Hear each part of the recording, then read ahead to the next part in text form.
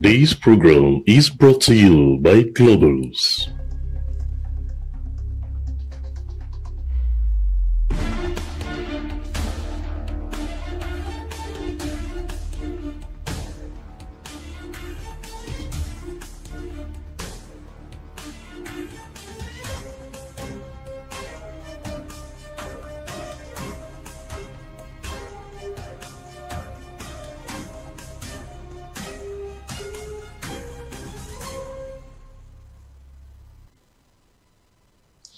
There is a saying that goes that it is often very important to fix the inside to make yourself very relevant on the outside. Ladies and gentlemen, welcome to this weekend edition of your informative, discoursive, and knowledge sharing program, Global Insight, brought to you by Globus.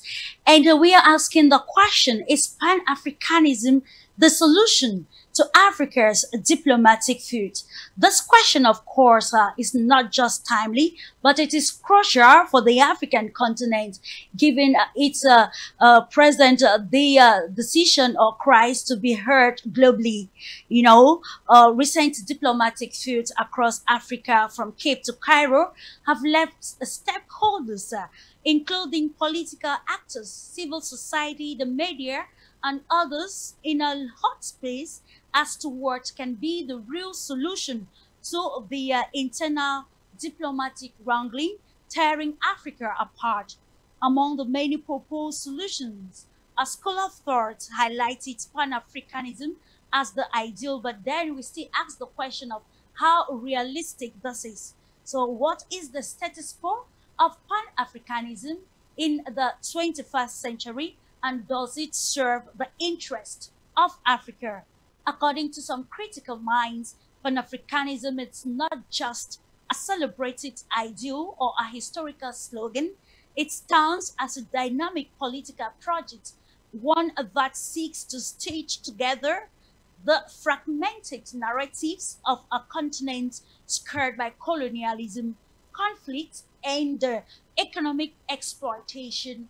According to reports, born from struggles against oppression and nurtured through the blood, sweat, and tears of countless Africans, Pan-Africanism evokes the collective aspirations of self-determination and unity. But today, we ask ourselves very profound questions. Has this powerful movement or ideology been relegated to the sidelines, or maybe sidelined, amid rising bureaucratic capture or transactional politics that we find across the African continent? Escalating diplomatic tensions. We can highlight the diplomatic tensions over the Nile River, Ethiopia, and Egypt. Of course, we also look at Algeria and the Sahel region. We are not forgetting the recent decision by the United Nations Security Council granting autonomy, or maybe granting Morocco full control of the disputed Western Sahara. And we know that over 50 years, there has been a lot of diplomatic, conflicts or crises between the North African nation of Morocco and Algeria. And these are some of the examples, particularly the case in the Democratic Republic of Congo, Eastern Congo, which pits DR Congo and Rwanda at loggerheads, beg your pardon, among others, which we are going to probably uncover as we get the expert analysis on some of the diplomatic problems rocking the African continent, as and how we can navigate this. These questions will always open a new page for the African Union to rethink its institutional role in solving diplomatic problems across the African continent, and also positioning the continent in a very strategic level in an era of shifting global dynamics. So maybe new diplomatic engagement across the globe. Thus, can the revived spirit of Pan-Africanism offer a remedy to the diplomatic controversies in Africa amid major external diplomatic shifts. Together with a panel of experts, we're going to dive in depth into the intricate web that has actually engulfed the philosophy of Pan-Africanism in contemporary Africa, noting again, ladies and gentlemen, that 2025 remains the year of reparations. And how can we do this if we are not, in one accord diplomatically within Africa to call for the, very vital reparations that will rewrite the political, economic, social, even cultural trajectory of the African continent. And just after the jingle, I'll unveil to you this panel of experts that will give us more in-depth analysis or discussions on this vital topic. Thank you so much.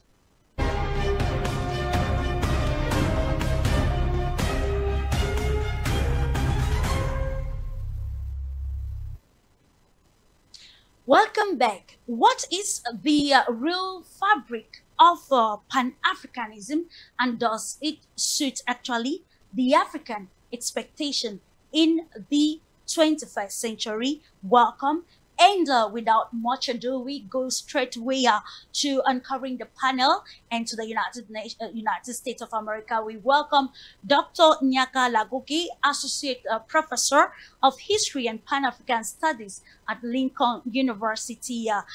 Welcome to this edition of Global Insight, Professor. Hello. We can hear you, Dr. Nyaka. Yes, so hi. Thank you very much for the opportunity. Like I said, I'm having some issue with my network. Yeah, so hi, and I'm glad to be here. Always a pleasure, and to note that you are a strong proponent of this ideology of Pan-Africanism. And to Algeria, let's salute Professor Laït Zaglami, Algiers University Faculty of Information and Communications. So welcome to Global Insight this day. Okay. Okay, thanks for the opportunity. I don't know if you asked me a question. If not, I'm going to maybe reconnect on my other device. At this juncture, we are in Algeria, of course. Okay, yeah, because my network, yes. You can't hear her, so you can't hear the questions. Okay, so what is the question? Clarice, Professor Nyaka, I will come back subsequently to you with the question as we continue to unveil the other panelists on the panel. And we actually welcome Professor Laït Zaglami from the Algiers University, Faculty of Information and Communications. You're welcome to the program today. Thank you. Good afternoon to you. Good morning. Good evening to all of you and all people who are watching this wherever they are. Thank you. Always a pleasure. Looking forward to having a constructive analysis on our topic for discussion. We stay in North Africa with Najat Zamouri, distinguished professor and pedagogy consultant and also human rights activist. Welcome, madam. Thank you. Thank you very much. Thank you for the invitation. Yeah. And hello, everyone, wherever you are. I've got an issue about the sound, so I'm not sure if I heard any question. So.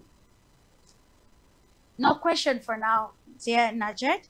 And we also acknowledge your presence, ultimately, journalist, historian, and IEC Lawyers Guide Observer, who doubles as one of the founders of the National Association of Black Journalists. Welcome to the program.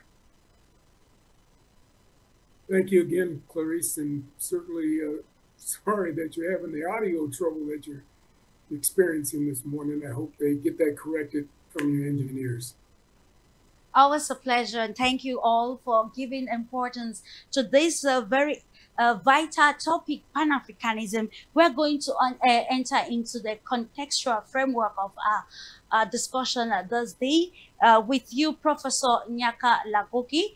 Let's have a view of the concept of Pan-Africanism and its relevance in the 21st century. Your mic is muted, hello. please. Yeah, can you hear me? 5 on 5, sir. Yeah. So what I want to do, if you allow me, I'm trying to connect with the other device. I'm going to turn off my computer. So let me connect it. I'm trying to register. I'm trying to connect with you. Okay, I will come back. So I will come back to you subsequently, Professor Nyaka Lagoki. If you can hear me now ultimately, I'm coming back to you with the question of your own understanding of Pan-Africanism and its relevance in present-day society, given the plethora of diplomatic controversies rocking the continent at this critical juncture, not just for Africa, but for the world at large. Absolutely. I heard most of your questions. So, again, what I would say is that Africa's importance to the development of the rest of the world in the foreseeable future is astounding. We really do need to get Africa to a place where it can respond, but it needs to respond as a Pan-African continent. There was a Pan-Chinese movement. There was a Pan-Japanese movement. There was a Pan-Indian movement. There was a Pan-European movement. Why would we not understand the importance of a Pan-African movement? And it is necessary that that movement be very developed as we go forward. Africa's got some catching up to do. The OAU for Africa, so that it works together and does not become and continue to be self-defeating as it's been in its neo-colonial period. So that is the problem that's facing Africa right now and African people. Yes, well, again, as I mentioned earlier, African or Pan-Africanism is no different and no less vitally important to not only the development of Africa, but the development of the world as Pan-Europeanism was, or Pan-Chineseism is, or Pan-Indianism country would be dire. We predicted almost to the letter what would happen if that split went forward. Obviously, they could not continue. We talked in South Sudan with President Grange at the time. He was the leading candidate and president of South Sudan. We talked in the north with Bashir and his government, going back and forth, trying to get them to understand that they needed to avoid that conflict. We could have repeated that same situation throughout Africa and talked until we were blue in the face if Africans were not going to listen and understand the need for unity. So Pan-African unity is extremely important, and it is the way forward for Africa, and it has to be embraced by all African nations and states, and the sooner the better. Thank you so much. Let's hoping that all is well now with you, Professor Laid. Let's have your own understanding of the concept of Pan-Africanism in line with solving Africa's diplomatic crisis, noting that North Africa is not left out on this issue. Thank you, Clarice. Thanks to all the panel and those who are following our program. I think what I have to say today, I feel ashamed of being African today. Because when we look back to 1960s, and our political leader, Nkrumah, Gamal Abdel Nasser, Ben Bella, they fought this Pan-Africanism struggle of colonialism and racial domination. And that as all the framework to build a free Africa. And of course, today and even tomorrow and the day and the next in the future, political or Pan-Africanism should not be just, I would say, a cultural or sentimental slogan. It should be, and that is most important, should be a political, continental, global project for all African. That's what we should do now. And of course, right now, this Pan-Africanism should benefit the African people's sovereignty, and of course to shape their destiny, to free them from all forms of exploitation or servitude, slavery, colonial and neo-colonial dominance. I think what has been achieved until now, it is not really so optimistic, because as Arthur just said, we have so many problems now in Africa, whether in Sudan, in Congo, in Western Sahara, with this decolonization process. But the essence of the political essence of Pan-Africanism is people's movement, and of course we need to share African identity through solidarity, through dignity, through self-determination.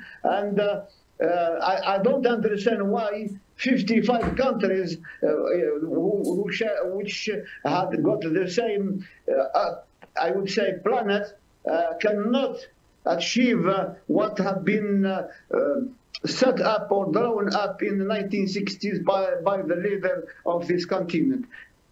We have much to blame because of our selfishness, because our short-sighted views, and because also of our fragmentation, and that's what makes Africa even weaker, and an opportunity for outside external power to invade, to exploit our natural resources and so forth. Time has come. We have to review. We have to think again of to build up our new political leadership. Indeed, talking about new political leadership, and like we underlined in the preamble, the Pan-African ideology was a political tool, but then is it still having relevance? Likes of Julius Nyerere, Kwame Nkrumah, Nelson Mandela, and even Thomas Sankara, and others who have championed this philosophy or ideology of Pan-Africanism. But then looking at the entanglement or the discrepancies happening along political lines, diplomatic lines within the African continent, we now look at if it's still relevant in the today's society, and that is why I will come back to you, Nasha Zamari, if you can hear me now, to give your own, contextual definition of Pan-Africanism. Do you think we should remain with the precepts of Pan-Africanism as outlined by the founding fathers, or should we review in line with the present, happenings, or probably the contextual framework of the 21st century along the lines of diplomacy across Africa? Yeah, so first of all, Clarice, allow me to thank you for this invitation and for the opportunity to discuss a topic that lies at the very heart of our country's future. And contrary to my colleague Laïd from Algeria, I'm really very proud to be African. We all know that Africa is a continent full of potential. We have rich resources. We all know that, vibrant cultures and incredible human talent. But despite all these strengths, many diplomatic tensions, we know all that, still hold us back. Border disputes, political rivalries, and even foreign interference. Pan-Africanism began, first of all, as a movement for liberation. But today, it has become a real political and diplomatic tool. It's no longer just about big ideas. It's about the institutions we have built together. For example, the African Union, ECOWAS, SADC, and even the African peer review mechanism all show what? They show that African countries can work collectively. These structures favor dialogue, mediation, and solidarity. They help turn bilateral conflicts into regional issues that we can solve together.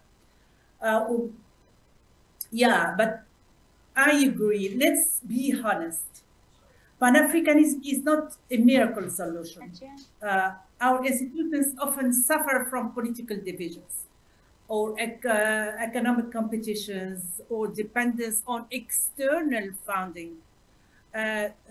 Distrust between states sometimes prevents regional organizations from enforcing decisions, and foreign powers do not hesitate to take advantage of these weaknesses.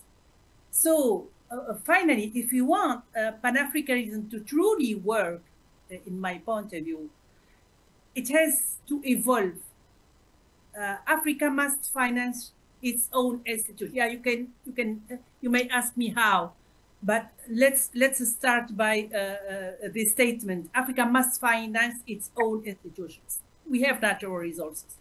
We must promote inclusive leadership, involve women, youth, and civil society. And we have to face new challenges together.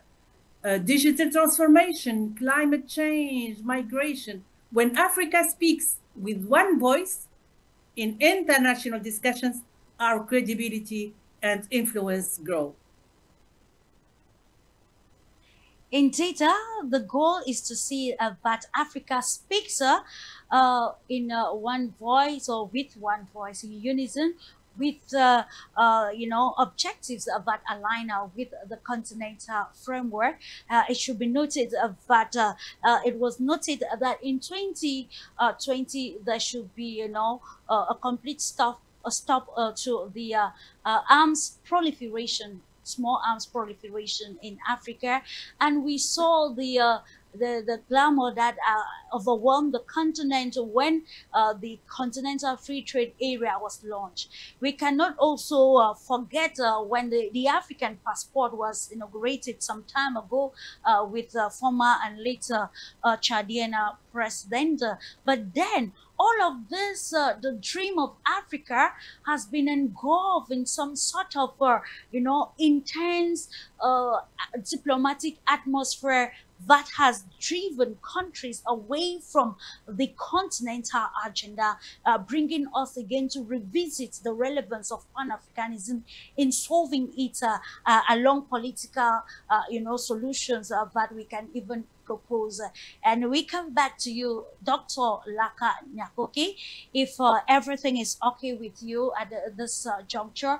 Being an advocate, a strong one of Pan-Africanism, let us get your own understanding of the concept of Pan-Africanism and how relevant it is in solving today's Africa's diplomatic contestations, which have limited the continent's international standing. Okay, thank you very much, Clarice. I think it's a little bit stable now, and then I'm really happy to be here. I like to support you, and I like to talk about Pan-Africanism and talk about Africa. I appreciate the speakers, the panelists. I like and I appreciate the contributions, and then I just want to say a few things in order somehow to talk about the fundamentals of what we can call Pan-African diplomacy in relation to conflict resolution. Laid spoke at the beginning about Pan-Africanism in the 60s. Then I want to go back to that moment. There was the first Pan-African People's Conference organized in Ghana in 1958. Before that, from April 15 to April 22nd, there was the Conference of Independent African States. There were 8 African countries that were independent: Ghana, Liberia, Ethiopia, Tunisia, Morocco, Egypt, and then, but why I'm saying that is that because usually when we talk about Pan-Africanism, we want to talk about the congresses of Du Bois, the conventions of Marcus Garvey, and we don't put into perspective the series of the Pan-African conferences that took place on the continent of Africa, started from Ghana, and then later on the second one was going to be in Tunisia in 1960, and the third one was going to be in Egypt in 1961. So during that moment, there were some concepts. Positive neutralism, that was the concept which was promoted by Gamal Abdel Nasser, promoted by Kwame Nkrumah, and then the three pillars of positive neutralism was the three pillars were first independence of Africa from the east and from the west. That was the first element. The second element, it is Pan-African cooperation, and the third element was the liberation, the political and economic liberation of the continent of Africa. So if we want to talk about Pan-African diplomacy, these three elements are supposed to be the pillars of, that Pan-African diplomacy. But as I'm saying that, a very important element is that the continent was under colonial rule, the continent was divided along ideological lines, but somehow, and this is what Laït was saying, and then that's why I wanted to, that's why I mentioned his name, somehow they succeeded, to promote a common understanding about how, for instance, to resolve the crisis of apartheid, how to deal with colonialism, and then how to deal with the conflict between the Arabs and then the Israelis, and also more important than everything that I just said, the question of the Algerian Revolution. The Algerian Revolution was the central part of those meetings that people organized, and then somehow they promoted. So if we want to talk about Pan-Africanism today in the field of diplomacy, we have to go back to the spirit and the letter and then of the All-African People's Conferences, because they did it. And because Algeria was supported by people, even though there were some countries like Feuds from Ivory Coast, who was on the side of the French. The nuclear test that the French wanted to do to mobilize the Ghanaians, the many other people on the continent of Africa. So we have the best Pan-African practices when it comes to diplomacy. Now, today, if we claim that, and there were some successes and there were some failures, they could not stop, for instance, the assassination of Patrice Lumumba, just to give that as an example. But today, contrary to what Laït, and now I'm going to try and be a little bit, to distance myself a little bit from what Laït was saying. Yes, I know Africa is fragmented today. Yes, I know today there are many blocks. We don't see the promotion of a strong Pan-African consciousness. It is true. But at the same time, we should see some of the manifestations of Pan-Africanism in the streets and in diplomatic circles led by the African Union. I'm going to give you an example. In 2023, there was a conference on reparation in Ghana. And then today, Togo took the lead to organize the 9th Pan-African Congress. And then Algeria, and listen to this, Algeria is going to organize at the end of November a conference on the crimes of colonialism. So what I'm trying to say is that even though they are not resolving all the conflicts that exist between countries, somehow on the issue of reparation, we see the build-up of a Pan-African consciousness, of a Pan-African diplomatic expression.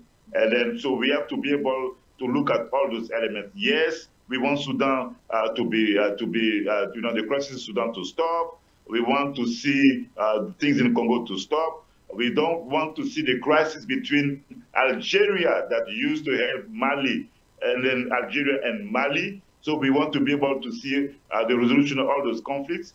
The only way we can really to reduce the conflicts and the crisis on the continent of Africa is to reclaim Pan-Africanism and to reclaim the spirit of the All-African People's Conferences, and it is to promote a strong Pan-African consciousness. This is what I'm going to say for your first question. Thank you. Indeed, promoting a strong Pan-African consciousness, the one that meets the agenda of the African people, because from what you've said, we can identify some fundamental principles of Pan-Africanism. And of course, let's come back to you, Otto Mobley. If we are joining Pan-Africanism today to the diplomatic contestation across the African continent, we want to see how we can give value to this ideology, which actually holds Africa in its identity, not just culturally, but politically, economically, and socially. You can name the rest. But then we are facing reality today. Let's look at the practicality aside the various conferences, the Pan-African Congress, and of course, which Dr. Onyaka Lakoke just highlighted, which has proven that Pan-Africanism is even very relevant in today's world. What do you think, in your perspective, is the right parameter to be used, particularly by the number one institution in Africa, the African Union, to be able to concretize or practicalize the concept of Pan-Africanism, to move from just theory to practice in line with solving the internal diplomatic crisis rocking the continent apart? Well, thank you, Clarice, and thank you, Dr. Bernanke, for helping to capsulize and frame the history. It is very important. We had some geniuses in our African continental development, and he mentioned Marcus Garvey and Du Bois, and he mentioned Kwame Nkrumah and the Casablanca Conference and how that stood against the Monrovia Conference. And there were two trains of thought that were conflicting, but only slightly. They agreed. Dr. Nkrumah's group and then Dr. Nyeri's group agreed that Pan-Africanism was the way forward, but one group felt that we should gradualism was going to be how we would move, and the other was, let's move together very collectively and strongly. That was the Casablanca group, and move forward and in a structured Pan-African way. And that was back in 1958, 58. So we're talking about a long history of an effort to try and move the Pan-African development of Africa forward as quickly as possible. It's taken a lot longer than I think any of us would have wanted, but we are still in a situation where we do not speak, far from being able to speak with one voice.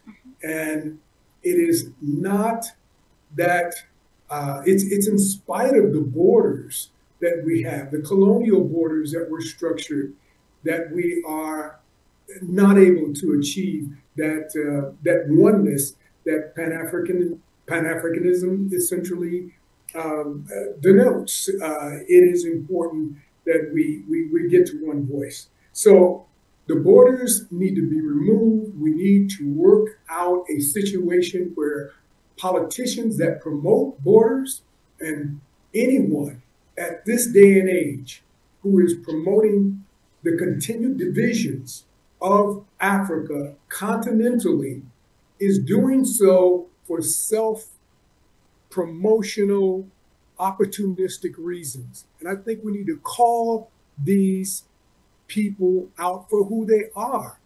You can't say you're for the development of Africa and the development of African resources and the parceling out of each little section of Africa as if it were your own plantation or your own little sales area, so that you have these resources to sell from your particular area. Who does that? No one does that anywhere else in the world. The only place we talk about on the planet these days about parceling out resources, selling everything not only under the ground, but above ground, sell all the trees, sell all the water, sell everything out of Africa. Everything is for sale, is on the African continent. We need to understand that you're not going to have anything to live on and breathe on and essentially exist on if you sell everything before you even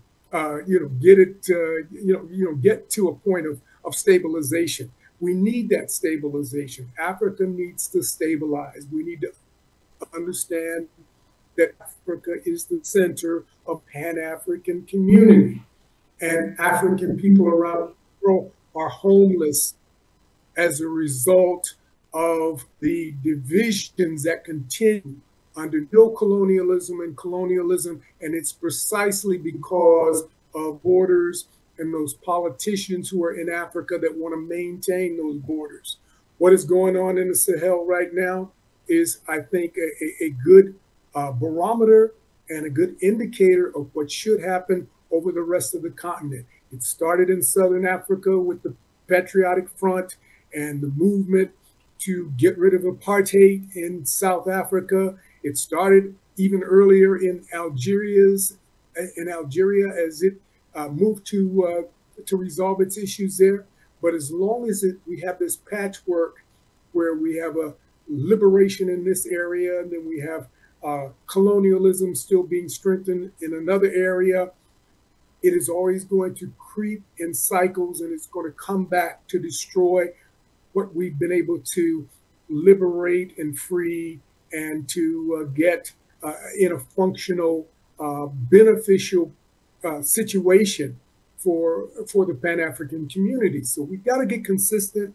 We've got to understand that the borders have to go, and the mentality that says, this is my section of Africa, and you stay over here in your section, and I'll sell everything that's in the ground in my section, and you can do what you want. And that kind of division has to stop, and the sooner it stops, the better. About not avoiding what has to be done, but actually tackling it to attaining the objective.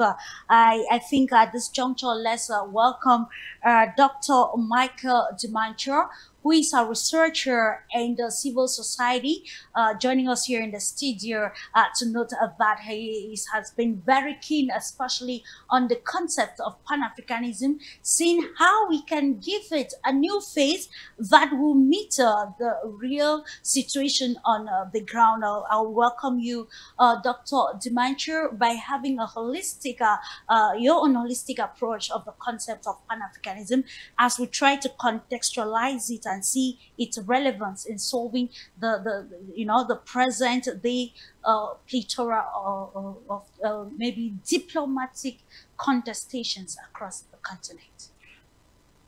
Greetings to you, Clarice. It's nice to be here again to talk about issues touching right to the heart of Africa. And of course, when we talk about issues touching on the heart of Africa, we think first about the issue of Pan-Africanism. This movement, of course, that started on a very, very good footing. And you know, when we talk about Pan-Africanism, we also have to start thinking about it beginning. And I think about people like W.E.B. Du Bois, this in America. Of course, I love reading his seminal book, The Source of Black Folk. And you know, it was all about liberating Africa, celebrating the African culture, celebrating the black color, reasserting the African identity. This was all about what we meant about Pan-Africanism, and you know. And of course, many other groupings now join in, and the fight was in every front. But you know that in Africa per se, it took steam in the late 1950s and the early 1960s. Of course, with Nkrumah's famous statement in 1957, which during the period to the independence of Ghana, where he said the independence of Ghana is meaningless until it is hooked up, it is linked up with other independence of African countries. Of course, This was Pan-Africanism. Pan-Africanism was one for all and all for one. Pan-Africanism was that movement whereby Africans, they needed to synergize, to concert actions, move together. And in the early 1960s, you will understand that it was basically, of course, about the independence of Africa. But one of the things I will cry about is that it appears as if the world moves and Pan-Africanism has remained in the same place. Of course, the concept, of course, is that we are supposed to move with the moving trains, of course. Because when you see the inception of Pan-Africanism in Africa, when we talk about inception of Pan-Africanism in Africa as a whole, we are thinking of 1963 with the formation of an Organization of African Union, the OAU. This is actually where the structure of Pan-Africanism came into play, where the independent African heads of state, came together and they thought that it is important to move together as a continent, not as individual countries. But then we realized that Pan-Africanism has remained at that front of the fight for political independence. And it is what it has been our far cry. Particularly, I have been trying to bring a new concept to that, to say that as the world moves, we have come out of independence, we have had self-rule. And what is more, we are supposed to move. We are supposed to move with the moving trains. You understand that in the 1960s, when you look about the writings of most African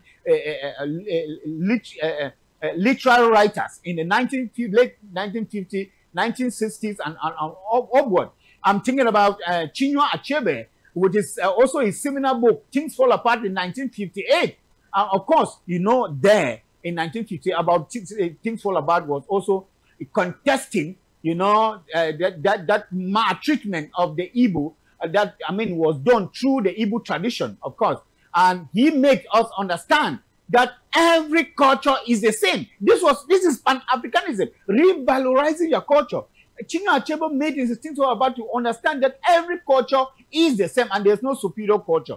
And, you know, there was also this response to Heart of Darkness by Joseph Conrad, which was written in 1899, where Joseph Conrad wrote Heart of Darkness, and he epitomized Africa with the Congo, which he saw Africa, he gave a very, very bleak picture of Africa. And of course, from the 1960s onward, we have had a lot of writers, Ngungi wa Thiongos, Devil on the Cross, with his Devil on the Cross. We have had writers like Ayinkwe Ama, The Beautiful Ones of Novia Born. We have had writers like Bole Butake, Legot, and all of those. And you realize that it was about still colonialism, trying to get out of the colonial system with the neo-colonialism at that particular point in time. That was now their own kind of, the literal kind of Pan-Africanism, okay, whereby they think that we cannot remain enslaved in our minds. Even though we are gaining independence politically, our minds are still enslaved. And therefore, their writings is to conscientize Africa that actually you are equal and you can do better. This was absolutely the thing. And let me land now with the issue of the South Africa, which of course it has remained a bone of contention today. I want to refer to Nelson Mandela, celebrated hero of some people, which of course I still take with a pinch of salt. He did a great thing, but I keep on saying that in my own point of view, Mandela gave South Africa political independence and refused them the economic independence of South Africa. And that is why you see the issue of xenophobia now in Africa. It was born out of the apartheid and out of the political independence that Mandela gave South Africa. That is where you are having now, because the South African received political independence, but the economy remains in the hands of the whites. And of today, South African youth they feel wanting. And that is why you find them rioting all over. And that is now, I'm bringing in a new concept to the issue of Pan-Africanism. Yeah. And the new concept is that of not talking any longer about, the cultural identity. Africans should start talking about the economic identity of Pan-Africanism. This is what we are talking about, because we have all that it has to be able to put on the table. Because today we talk about globalization, and you ask yourself, globalization, the West global stage, what does Africa bring to the table? What does Africa bring to the global table? What does Africa bring to the global stage? And you begin to ask yourself, they are accepting concepts that they themselves have nothing to offer. And therefore, we have everything to offer. It appears as if we were born Africa as a whole, his mission was to nurture and mature the democracy, the economic development of other countries, because you find other countries which have nothing per se, but they are feeding on the other soils of Africa. They are feeding on the human resources of Africa. They are feeding on the. We have everything that takes to be able to come up from our moors and build up our economic, identity, and that is what Pan-Africanism is all about. Absolutely, absolutely, Dr. Dimancho. I'm coming to you, Dr. Laka Nakoki, and which is now when we get the preamble from Dr. Dimancho, we want to ask this question: if it's the misconception of the Pan-Africanism, or maybe lapses of Pan-Africanism, which have brought us now to the road causes or the diplomatic contestation that we have in Africa now, and if yes, what is the way forward towards rewriting a new history of Pan-Africanism that is more practical in a multipolar world? With you, Dr. Nyaka Lakoki. Yeah, thank you very much. I wanted to react. Of course, we doing this debate. Then we may not have the same perspective. We may not have the same sources of information. I listened to Dr. Dimancho. He's very knowledgeable, but I think that there are two elements that he spoke about that I want to react to. The first one is about Mandela. In his analysis, he did not talk about the disastrous role of Buthelezi in South Africa, of Inkatha, who was receiving weapons and then support, from the international community and then from the white South Africans who did not want to lose power. When people talk about Mandela, there is no country in Africa that is so economically sovereign to the point that we can say the country is completely and then totally independent economically. If there is one, I want to hear that. To come and say, for instance, that Mandela gave the political independence, he did not want to do the economic independence. The front was there was a fracture in the Black United Front in South Africa, and people need to know what Buthelezi did. And sometimes when they forget that, there is a documentary called Mandela's Fight for Freedom. It is 2 hours and I think 17 minutes on YouTube. People can see how Buthelezi himself, how he decided to boycott the elections, and then how the Inkatha and the ANC were fighting, and Buthelezi were receiving weapons and support from the white South Africans. So we have to put things into perspective. Mandela made some mistakes for sure. Maybe on the economic aspect, instead of forgiving everything to the Europeans, maybe he could have asked the multinationals and then the white South Africans in order to put together maybe a front, if not a front, a fund that they could use in order to repair apartheid, as we talk about the issue of reparation. That's one element, and there are some other elements. I've read people who criticize Mandela and with some legitimate arguments, then I agree with. The second element, Dimancho said that he's coming with a new vision of Pan-Africanism. I understand that the economic aspect of Pan-Africanism is very important. We may not agree with the African Union. We may not accept what they do, but at least they produced, some literature. Madame Zamori was talking about the peer mechanism review and some other elements, how they need to, to finance their own institution, their own development. I understand that. But for those who do research, like Dimancho, and I know he knows that, the Lagos Plan of Action 1980, the Treaty of Abuja 1991, NEPA 2003, and then the Africa Agenda 2063, and today there's ZELCAF. All those elements are there. So it is in line with the Pan-African vision. It is the lack of the political will that we do not see in our leaders. And now, if people want to talk about economic development, because I am doing research on the series of the All African People's Conferences I was talking about, In 1958, yes, they put emphasis on the political liberation of the continent of Africa. But in 1960, in Tunisia, the focus of the conversation, beside the fact that Africa needed to be liberated, they put emphasis on the economic dimension of the liberation of Africa. So if we want to talk about new Pan-Africanism, we have to return to the fundamentals. And then 1960, the economic aspect of Africa was clearly stated by most of the people who spoke during that conference. So I just wanted to precise, to make those rectifications for us to understand that sometimes we have the feeling that, we come with new ideas. Myself, as I'm talking about Pan-Africanism and the Ubuntu philosophy. But listen, even though I talk about that, but my sources are Sheikh Attah Diop. My sources are Jordan Gubani from South Africa. My sources are those who came before us. My sources are the reality in Senegal, the reality in Ghana. And then people tried. We put all the pieces together to come with a new division, but we have to accept that, those who came before us, they tried. I can talk about Ahmed Ben Bella, that Laid mentioned. We can talk about Boumediene Ahmed, who was at the conference, Mustafi Chakwi, who was in the conference 58. We can talk about Joshua Nkomo, who was in Accra and who was also in Tunisia. Lumumba, Frantz Fanon, who spoke on behalf of the Algerian Revolution. For us, we have to go back to those people, see what they did in order to take that to the next level. But when we think that we are the one coming with new ideas, we may be making a mistake if we have not explored some other sources. Thank you very much.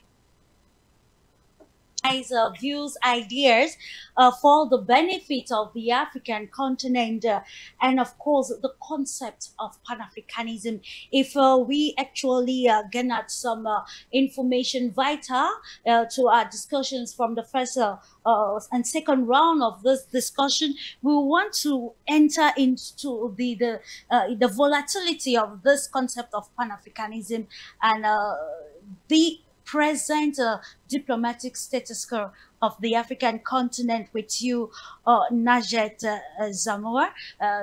We want to look at those, road causes or historical grievances which have shaped the relation between African nations at this particular moment, challenging Pan-Africanism as a solution to its myriad of problems. Yeah.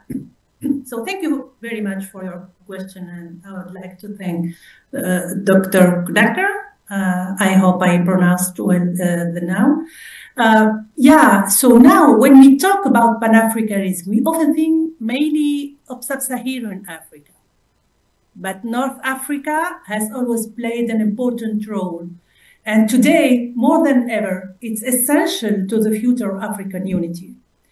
Algeria, Tunisia had fighters from Southern and Sub-Saharan Africa during the struggles against colonialism and apartheid in 15th and 16th.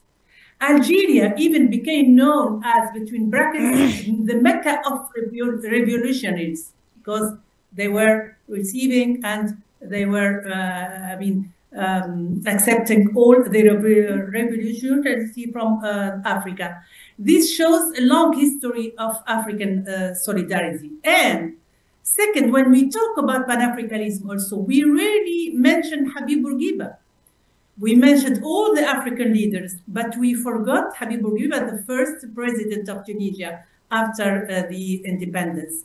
Yet the first president played an important and sometimes underestimated role in shaping African unity during the era of independence.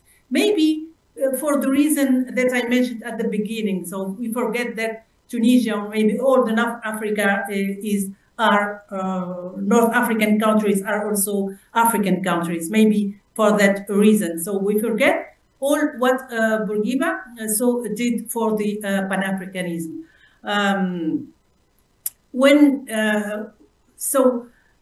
From the 50s, Tunisia hosted leaders from Algeria, South Africa, and other countries still under colonial rule. Bourguiba believed that Tunisia's freedom had value only if the rest of Africa was also free. It is his own statement. And he promoted cooperation among newly independent states, especially in education, health, and state building. Under his leadership, Tunisia sent teachers, doctors, and experts to support countries like Congo, Mali, and Niger. In my point of view, this was Pan-Africanism in practice. Which one? Yeah, Bourguiba bet on Pan-Africanism, but he lost. So he turned to Europe. He turned to European Union, and we lost. We lost our supremacy. We lost our dignity. Just let's have a look how we for the or the procedures to get the visa to go to Europe. So we lost our dignity, unfortunately, and we turned our back to Africa. In my point of view, also, Bourguiba, when he supported liberation struggles, he invested in African cooperation. He strengthened continental institutions and helped shape a spirit of African solidarity that still resonates today in some African countries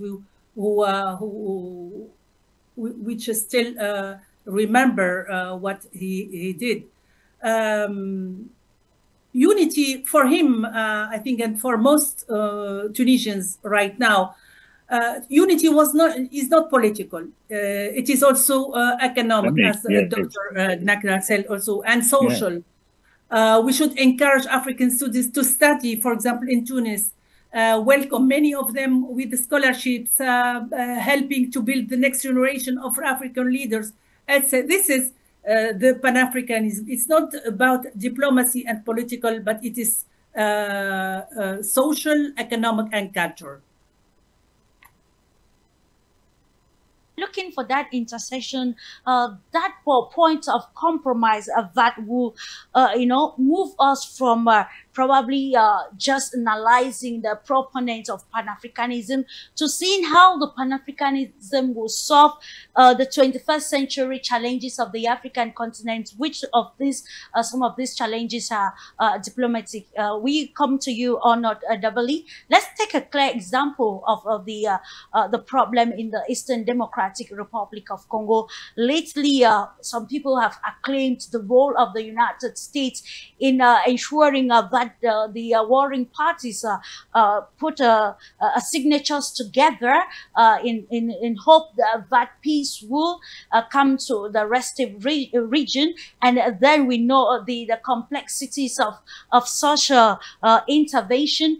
And we also look at the recent decision coming from the United Nations Security Council on the situation in Northern Africa that actually, brought Algeria and Morocco again to them limelight in line with their diplomatic over 50 years of, if actually I get the statistics right, of diplomatic, contestation. So where is that, what is that pool or scope that is available to ensure reconstruction of institutions that will now help us to harmonize the beautiful ideologies of Pan-Africanism towards being that strong force for solutions of diplomatic discrepancies, rocking the African continent and doing its agenda both internally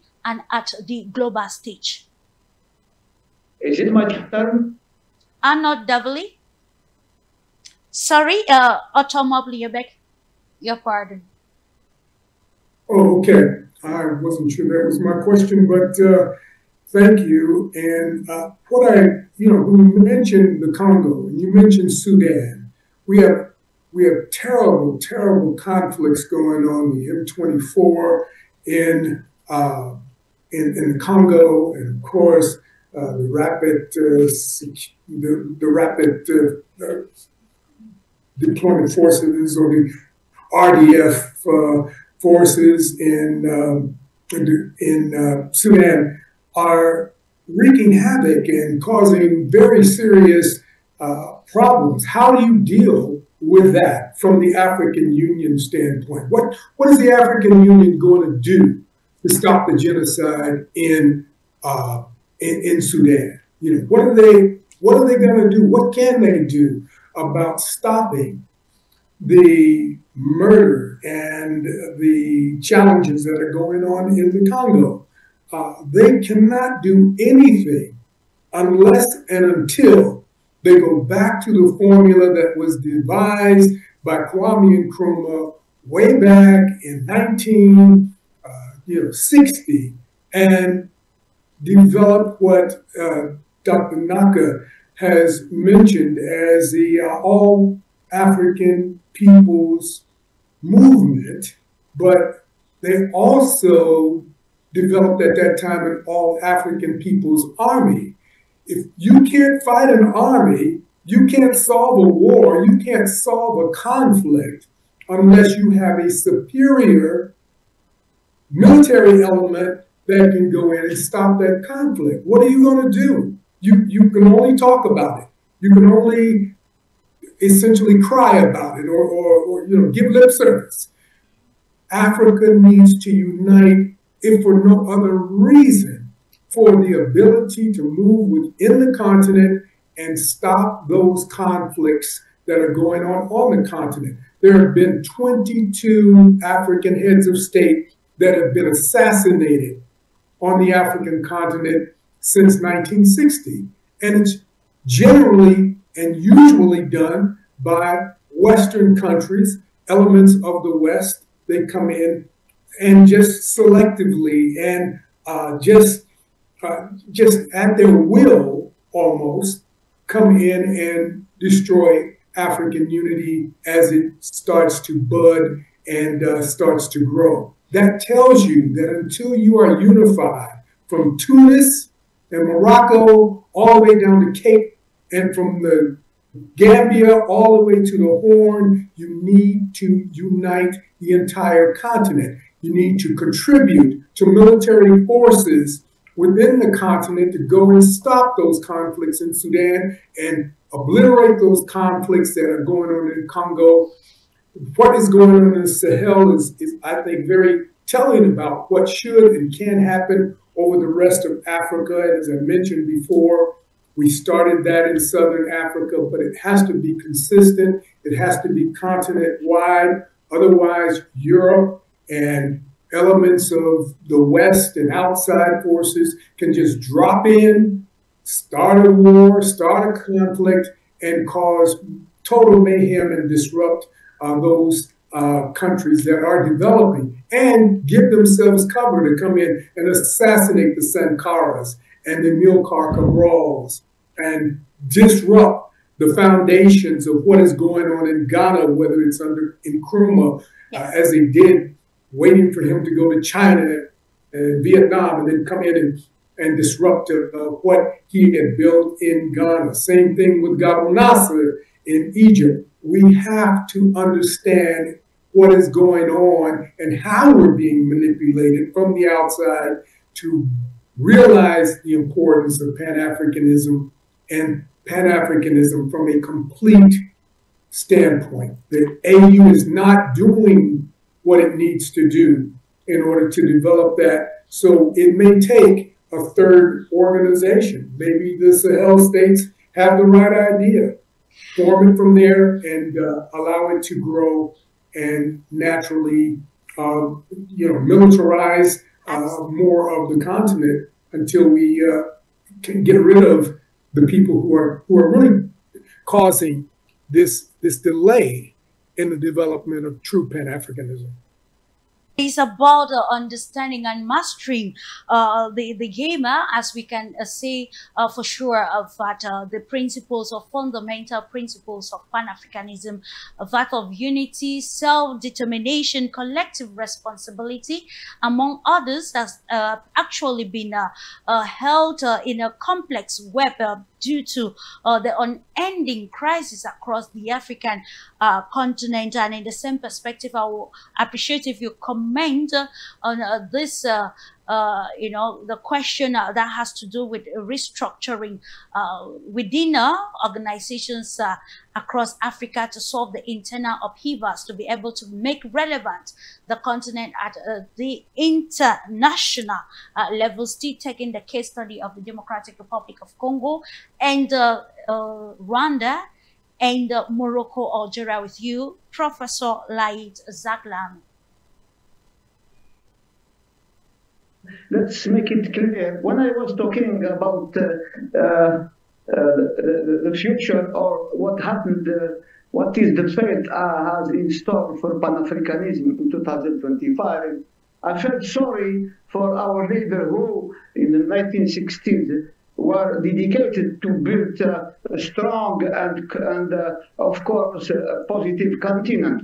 And when we look back, and now within the last 60 years or so, what has been achieved in the continent of Africa? Of course, I'm not pessimistic, but I would say I would always advocate political realism and realpolitik. Today, of course, we are pleased that African Union or the Organization of African Unity has become in 2002 the African Union, and there is some kind of renaissance, I would say even of a reinvention of Africa. And there are so many now mechanisms and institutions like Regional Economic Commission, NEPAD, APRM, and APSA for the security of Africa, architecture in Africa. We have also authority of governance. There are so many, I would say, institutions and bodies which are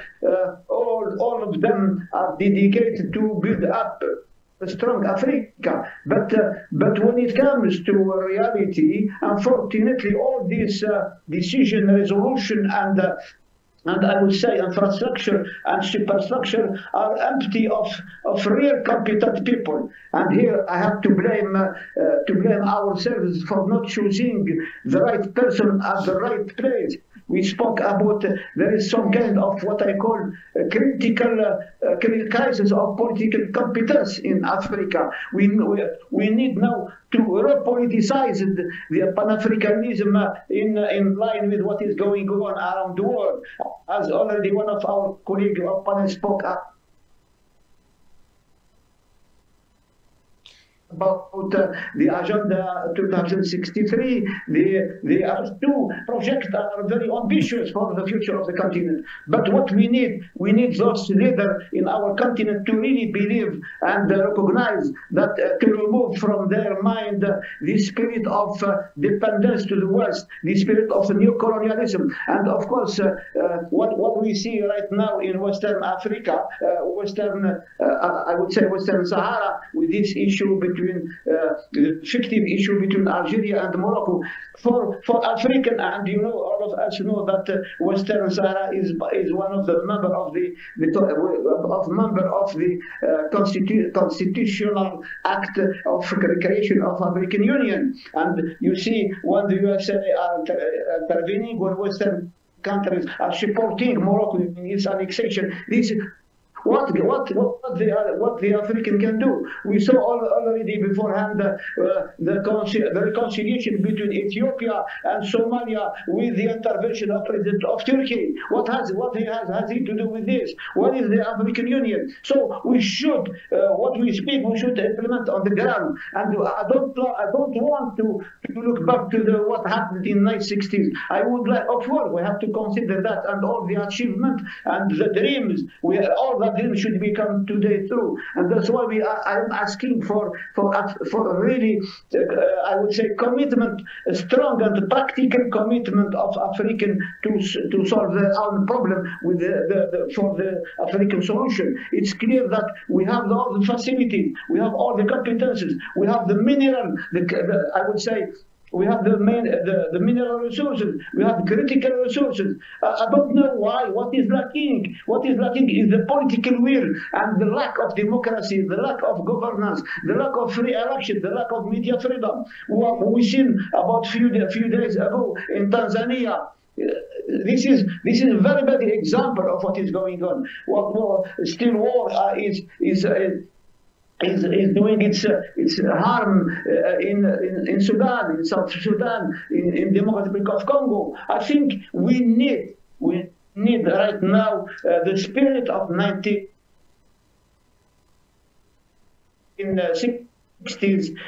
reborn and ask for a new approach of Pan-Africanism. It's not question of putting aside people here or country. Now we should unite ourselves for a global vision, and this is the work of course of all African leaders, but principally the work of the African Union and in the world. And I am sorry to say that unfortunately, and I don't want to hurt or to insult anyone, but right now there are some people in this African institution who are lacking political vision and courage. They are just, and I am sorry to say that, they are just a bureaucratic person. And I am talking of those who are in the leadership in the African Union in Addis Ababa. We need the political figure, prominent figure who have the stamina, who have the charisma to influence, to impact the situation, to speak this equally with the president of USA, Donald Trump, the president or the United Nations Secretary, or the European Union, and so forth. We need these people who have the conviction and who have the stamina, but who have also the faith and the esteem and the respect. That's what we are lacking right now. Yeah, it's about being real. I come back to you, Dr. Michael Dimancher.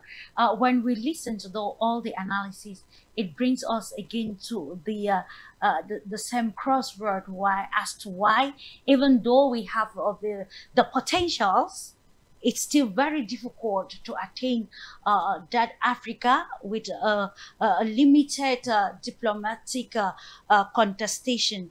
We've highlighted, of course, Pan-Africanism is not the only solution that can bring about a unified Africa with lesser diplomatic defeat, but then we can still not go without underlining those aspects which will enjoy the aspirations of present-day leadership of the African continent. If we can take from where Dr. Laid ended about the political will, and then it comes to think, let's think about the revolution that is championed by the Sahelian states and the decision by the African Union. Are we actually writing the African narratives in the 21st century, or we remain, stuck in the dictates of probably the 60s to ensure maybe in solving Africa's problems, rather? I think that, like I said before, we have very beautiful plans for Africa, but those plans have remained too long in the incubators, and that is actually the problem. But the question we ask is, what use are these plans when we cannot actually actualize them, when we cannot incarnate them? It's just like we talk about in Africa. Most African countries have very beautiful constitutions. But you realize that despite these constitutions, there are a lot of coup d'etats that are happening in Africa. And then you ask yourself, what is the problem? Now you look at African countries and their presidents who have no mutual support for each other, and each person struggling to utterly treat individually with Europe and America.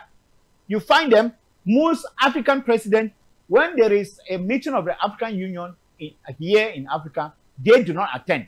But they would not miss any meeting, or Europe, Africa, or China, Africa, Russia, Africa, America, Africa meetings. They would not miss. It shows that what?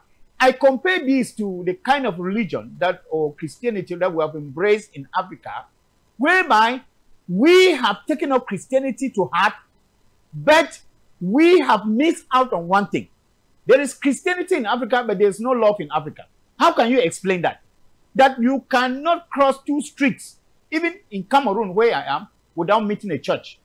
But you realize that there is no love in the society. This is the kind of Africa that we have come to realize, or we have come to understand. What is this all about? So it has to do with maybe it is the mental renaissance of Africa. We need to develop a new mentality.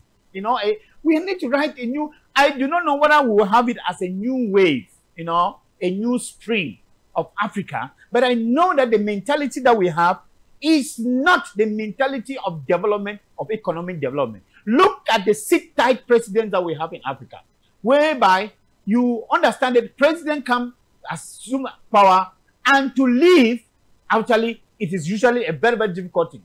And it is unfortunate that we sympathize more with what happened elsewhere. You remember the Charlie Hebdo issue in Paris, whereby you found African president in France shedding tears. Can you imagine that? You know recently of the Russia-Ukraine war, where we have had African president going to broker a peace deal with Russia-Ukraine. But they have problems in their backyard with their own neighbor countries. Recently, we have had post-electoral violence. Since in Cameroon, we have had post-election violence in Tanzania. I have not as much as heard any African country sympathize. That is why I call them a club of sit-tight people. And you will not hear the African Union condemn any African president. So you find that it is like a curse that we have, like you will say, power corrupts and absolute power corrupts absolutely. That when people ascend power, they become really, really so hard-hearted that they do not more understand what is good for the people. Look at even the free trade that we are supposed to have in Africa. Some people prefer, some countries prefer to have free trade zone with Europe. Meanwhile, here in Africa, for you to live from one country to the other, I'm telling you, it is like, you are going over to another continent. Why is this so? This is the question that we're asking ourselves. It is not sufficient to have Agenda 2063. It is not sufficient to have had, the economic plans that the African Union has. Of what use are those if those plans are not translated into concrete action? It is the same as nothing is happening. This is actually the bone of contention. And we have to be able to ask ourselves questions. Things happen in the Samak zone, in the Central Africa, you don't hear this regional body say anything like the Samak. In East Africa, in West Africa, the ECOWAS remains mute. It appears as people deal according to interest now. So we need to be able to redevelop that love. I know that the fathers of Pan-Africanism, the Kwame Nkrumahs and the rest, they developed something that is so joyful and is so something that is supposed to sustain Africa up to today. I usually like to quote the example of Ethiopia with Haile Selassie. Yeah. Some people do not know the story of the Ethiopian Airlines. That was the brainchild of Haile Selassie. Haile Selassie looked so many years ahead, and he told himself, Ethiopia being the headquarters of the African Union, why can't I be able to come up with an airline that will be able to bring the African president to hold their meetings here? And that airline has there is no match with that airline in Africa today. This is what we call projection. This is what we call a leader who is visionary, that he saw the country and he projected and he got an economic plan that will live and save, give the country a good image today. Because when we talk about the real carriers in Africa, air carriers in Africa, we name Ethiopian Airlines the first. That is important. And this is the kind of love that we expect from African countries. You find that African country president, they are forcing to make a name. You do not force to make a name. Your actions alone make you enable other people to immortalize you. You do not immortalize yourself. You should allow other people to immortalize you. You find African presidents who do a lot of borrowing. And I ask myself, even when they leave power today, the next president coming will take quite some time to be able to rebuild the country, because they have almost borrowed, and I must say they have even leased out the countries for borrowing to Europe and America. And then you ask yourself, what plans do they have for the future? What economic plans do they have for the future? When you look at this, you see that they don't have economic plan. We have had corruption is rife. You see, I mean, most countries. So are we trying to, in other way, to stay in the context of our discussion, because we are here looking at the increasing diplomatic contestations across Africa, and how the Pan-Africanism can be as that fabric to solve the diplomatic. Of course, you talk about the diplomatic field, and one of the diplomatic field is issue of, I'm talking about the issue of the sit-tight president. You know, when you have no plan for succession in your country, you create a diplomatic feud, because this is what is happening. Sure. That I usually say that there is no successful person without a successor. When you rule a country in such a way that you think that you are the only one who is competent to rule that country, you are not a successful person. And these are some of the things that are creating problems in Africa, that you create, of course, diplomatic issues when you do not carve out a good plan for your country. When you feel that dictatorship is the way to go. I remember there is even an American president who will come to Africa and teach us about democracy, and teach about the respect of the institution. And he talked about the strength of the institution should surpass the strength of the individual. That we should be a strong institution.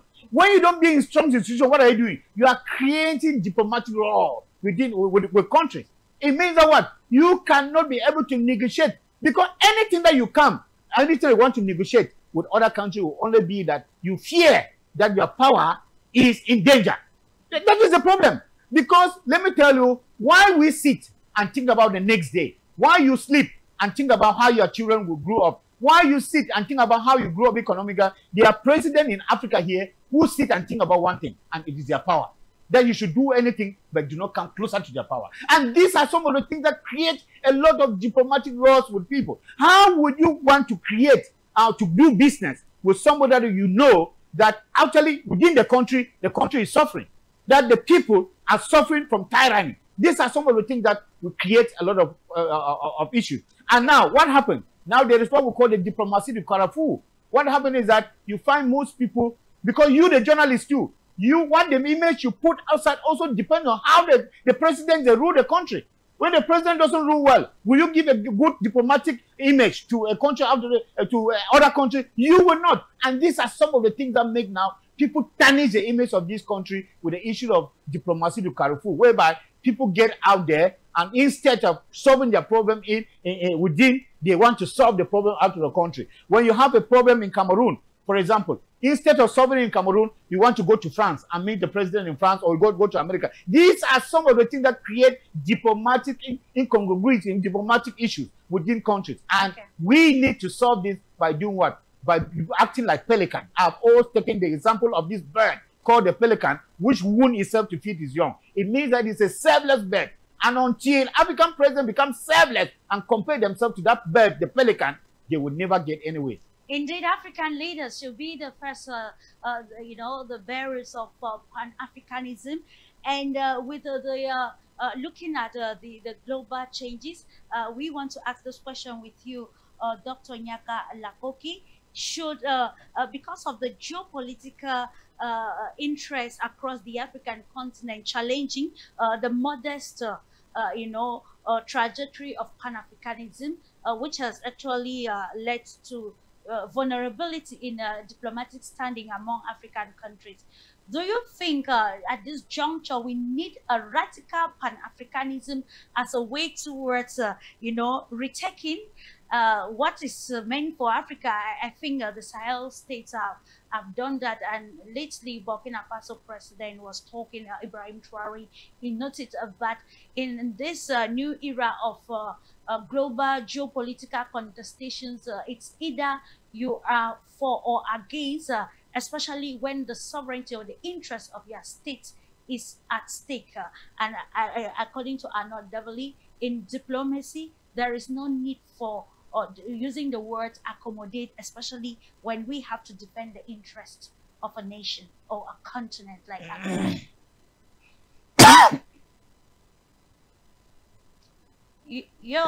Okay. I was muted. Yeah. So I just want to say a couple of things. The first one is that, yes, I agree with Dr. Laït Zaglami, and I agree and understand Dr. Michael Dimacho. Everything that they're saying, we agree.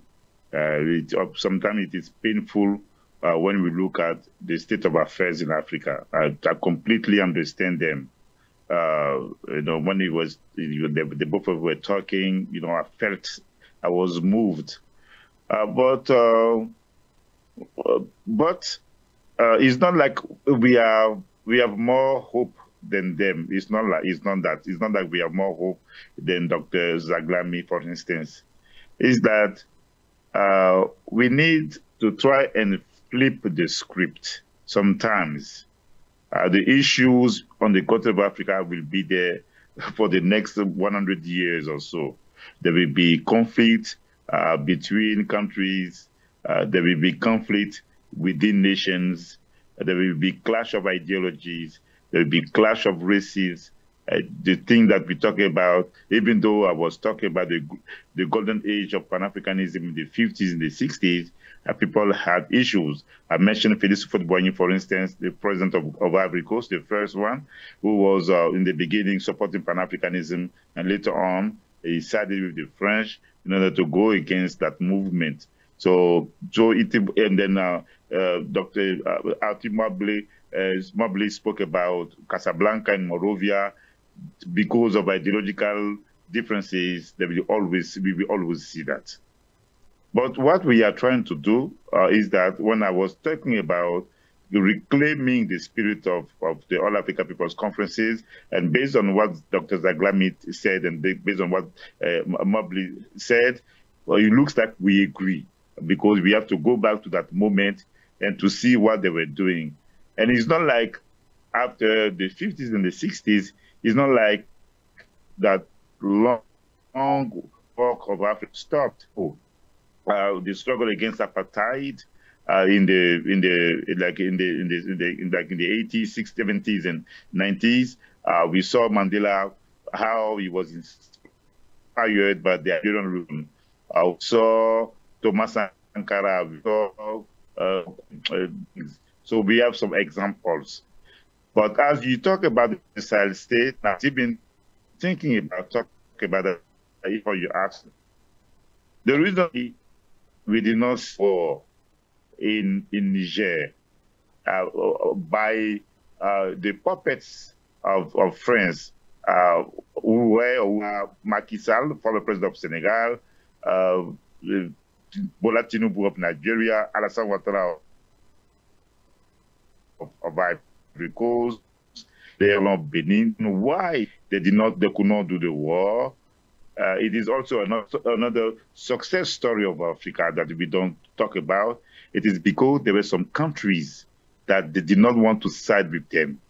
Cape Verde, for instance, even Togo, that all of us, denounced because of the human rights violations. Togo did not side with them.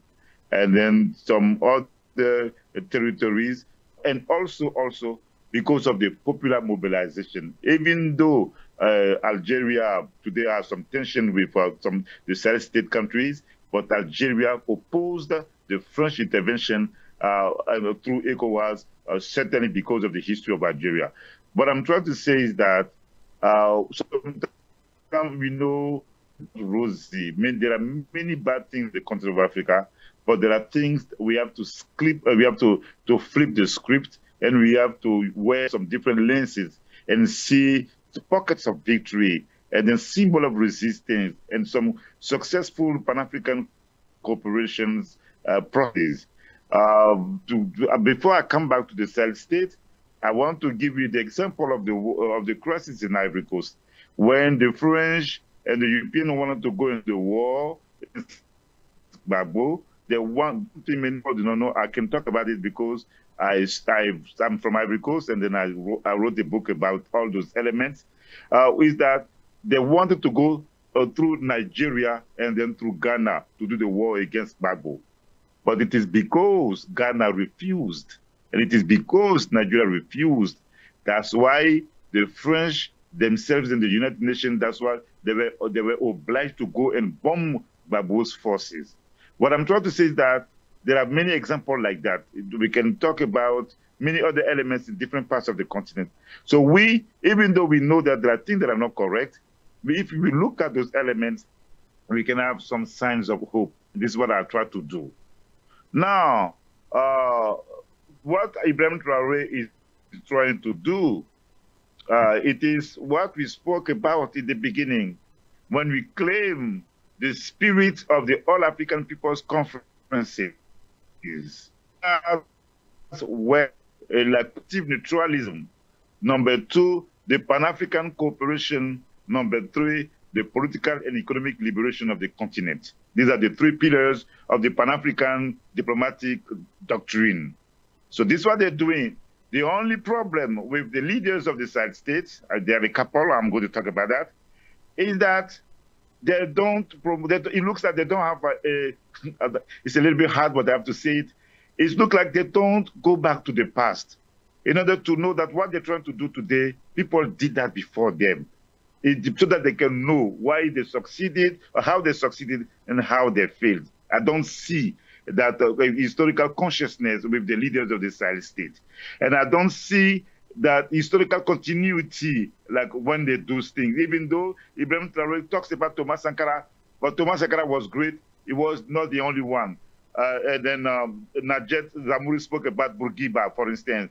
We have Gamal Abdel Nasser, we have Kwame Nkrumah, we have Ahmed Ben Bella, we have Patrice Lumumba. All those people, we want to be able to hear the names when the leader of the Sahel state do what they're doing, but they are not claiming that. When Assimi Goïta wants to ask the French to leave Mali, we don't hear the name of Modibo Keïta. We'll try to do that before him. So this is one of the elements, one of the difficulties that I have with the leader of the Sahel state. I appreciate, I support the fact that they want to be free to trade with whomever they want. They want to be free, and they want to free themselves from the French and from the European, the Westerners. I understand that. But we need that political consciousness, that historical continuity. The second element I'm going to talk about, which is also related to the conversation, is that there are 2 things that they are not doing, the Sahel states. They have not changed the curriculum. They have not changed the educational system. We need today, when we talk about Pan-Africanism, we need to know about South Africa, about Mandela, about Sobukwe. We want to be able to know about the Algerian Revolution. I'm talking about that because as I'm doing my research, they want to know how the Arabs, the whites and the blacks and the Indians on the continent of Africa, how they managed to end the colonialism. It is only through the reform of the educational system. They are not doing that. The last thing, it is the reclaiming of a Pan-African ideology, an endogenous ideology. I always talk about that. The Ubuntu philosophy, which puts emphasis on humanness and humanness, that we don't see the people in the Sahel state reclaiming. They have Maya in Mali. From time to time, they talk about it. And then they have Mutum in Niger. Barely we hear about it. And then we have Ubuntu in South Africa. We have Ubuntu in Ghana. That historical and linguistic unity of Africa. Of course, in the northern part of Africa, they have the Muslim concept of Umma. So these are things that I don't see them do. If they do that, and then with the support of the people, yes, we can have a new Pan-African vision, more dynamic than the fora and the meeting that people organize, many other elements. So I'm going to stop there. If you can hear me, thank you so much. Thank you so much, Dr. Laka Nyakuki, for that. And we still dwell on the geopolitical implications of the diplomatic entanglement across the African continent. If I can take from where you ended, we can conclude that internal discrepancies along political diplomatic lines in Africa have actually provided a fertile place for this, the game of external factors to come in. And from your own perspective, Najet Zamouri, let's look at maybe some of this geopolitical contestation, relegating the place of Pan-Africanism in solving continental problems? Giba Nkrumah, Patrice Lumumba, Thomas Sankara, Mandela, and I had Ben Bella, who is an Algerian leader also. Pan-Africanism is not a relic of the past. It is the only framework capable of fostering sustainable unity. We need this sustainability. Diplomacy and development in Africa. But without serious reforms and renewed commitment, it risks falling short of its potential. Africa's future depends on the continent taking its destiny into its own hands, with Pan-Africanism leading the way. We often turn to Europe to provide solutions to our own problems, which in the end only benefit European countries. And here I give the example of migration. Why I say diplomacy is not only about politics, but it is economics, social, cultural, etc. I give you a short example of migration. It is often presented as an inevitable response to poverty, conflict, or climate change. But in Africa, it has become a phenomenon that exposes the failures of our own systems, of our own institutions. Millions risk every day dangerous journeys across deserts and seas, falling prey to human traffickers or losing their lives in perilous conditions. And migration is not just a humanitarian issue. It's not because I am a human rights defender. No, it is a symptom of unresolved political, economic, and governance crises. African migration is often forced by instability. Yet many of these conflicts in Sudan, Libya, the Sahel, or the DRC persist because governments and regional actors fail to prevent them. High employment, lack of opportunities, and poor social services push young Africans out of their own countries. In short, migration reflects systemic weaknesses rather than individual choice. The journey itself is a tragedy for many. Migrants face abuse, we know that, exploitation and trafficking. Women and children are particularly vulnerable. Those who survive often end up in precarious conditions abroad, while the continent loses talent, innovation, and the human capital needed for development. Migration should not be romanticized. It is a crisis born of neglect and failure. Where Pan-Africanism comes in. Pan-Africanism should offer a framework to address the root causes of migration rather than merely managing its symptoms. Together, all the African countries, Nigeria with Tunisia, Tunisia with Mali, Mali with Algeria, etc. Economic integration, regional cooperation, and collective security can create opportunities at home, reducing the need for dangerous journeys. Initiatives like the African Continental Free Trade Area, for example, and the African Passport, as it was mentioned before me, can make movement safer and legal, but only if governments prioritize development and stability over short-term politics. We need this political will. African leaders must stop treating migration as an external problem, as a personal problem. It is a homegrown challenge that requires accountability. Governments must invest in youth, must invest in infrastructure, must invest in local economies. Regional institutions must coordinate together to prevent conflicts and to protect vulnerable population. So at the end, Pan-Africanism can provide the tools but only if it is implemented with vision, resources, and political will. That's it. Indeed, it is about intentionality and how this meets the aspirations of the African people. To you, ultimately, let's look at this political will that has been highlighted, because when we talk about continental problems, we want to look at those political actors that will need to solve this.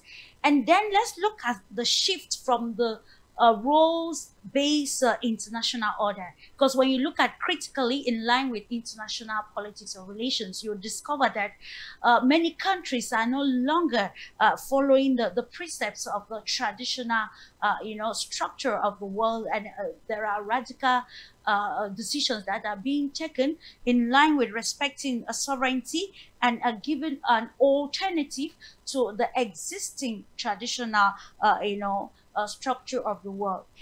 Can we say that there is that lack from the part of the political leadership in Africa that makes it difficult to cement or practicalize the political will towards solving continental problems and letting Africa enjoy the benefits of a unified markets? We're talking about the African Continental Free Trade Area. We're talking about the aviation connectivity, as we mentioned earlier on.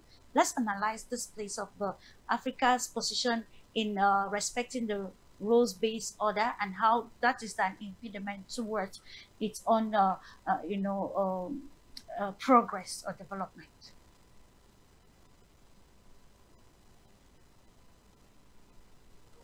Yes. Okay. Yes.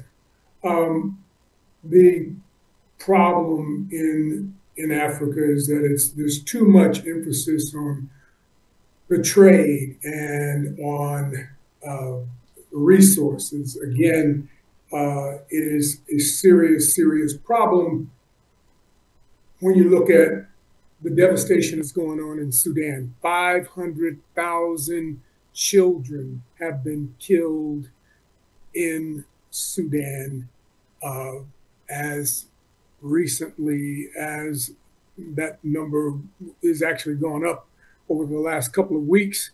And looking forward, you're talking about millions of people who are in the process of fleeing the area, fleeing the region, and essentially just being mobilized and moved about the continent. But more importantly than even that, I mean, the crisis is devastating. And there's no response from the leadership. The leadership of Africa has not responded, whether it be from Madagascar, Kenya, Chad, certainly Mali and Niger and Burkina Faso have shown what young people's response to these crises will manifest. Young people are tired. Young people are always the canaries in the coal mine, so to speak. And I don't think African leadership is paying attention to what African youth are saying. And the African youth are saying, we are tired. We are stressed. At our young age, we are stressed. I don't know what you people who are older than us are thinking, but we are stressed. And that's why they pushed what happened in Mali, and they supported what happened in Niger, and they supported Ibrahim Traoré in Burkina Faso to move militarily, to take control of those countries. They're moving in the same way in Ivory Coast. They're being pushed and pressured in Senegal. And we are looking at, again, Chad and the other countries that I mentioned, Kenya, and even as far away as Madagascar. These are things that are unprecedented, and they're being pushed by the youth. We have too many leaders. We have too many countries. There's only 192 countries on the planet, and almost 60 of them are in Africa. Africa is so subdivided ridiculously subdivided into all of these little splintered countries, and everybody wants to be the person at the table. It is not going to continue to happen, according to the youth. They're going to change that dynamic very quickly. And when you see that dynamic happening, what we saw just in the last couple of weeks coming out of Washington with Donald Trump saying, oh, we're going to go into Nigeria and we're going to liberate Christians in northern Nigeria, and we're going to hit heavy, and it's going to be, a military, devastation. I mean, how dare he make that kind of announcement in the face of a continent that has so much significance and importance to the world, but also is developing its own capacity and is it's in a helpless state right now. Africa has to pull itself out of this helpless state. And we've talked about that this morning and how to do that. They do need to understand and respond militarily.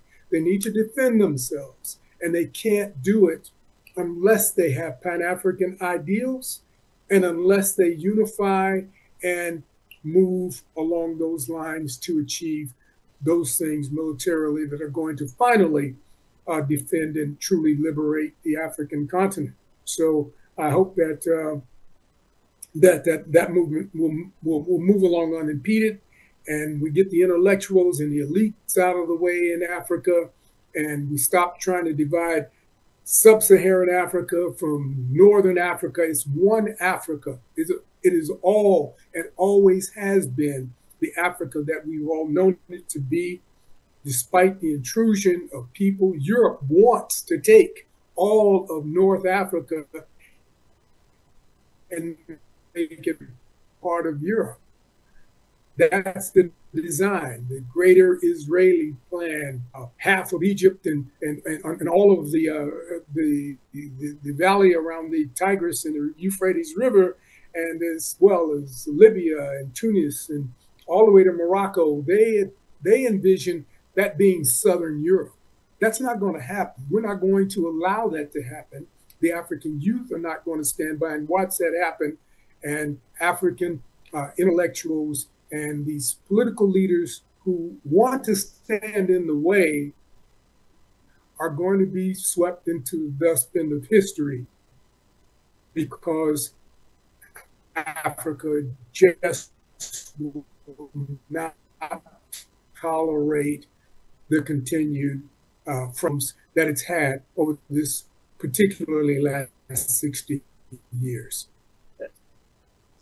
And it is imperative, of course, to bring African solutions to African problems. And we need, according to your analysis and other school of thought, that we need a new, generational leadership that will understand the maybe international relations or politics to help bring Africa out of its vulnerability, especially in ensuring that the continent enjoys from its human and natural resources. With you, Professor Laïd Zaglami, we want to look at this definition still in line with understanding the roles of the world to be able to position Africa well in its drive for Pan-Africanism and a more fertile diplomatic atmosphere to encourage investment both locally and internationally. Let's use this. I don't know if it's a right appellation to use at this particular moment. Africa's order and how it will help the continent to integrate all the principles of Pan-Africanism and gradually solve these internal diplomatic discrepancies tearing the continent apart.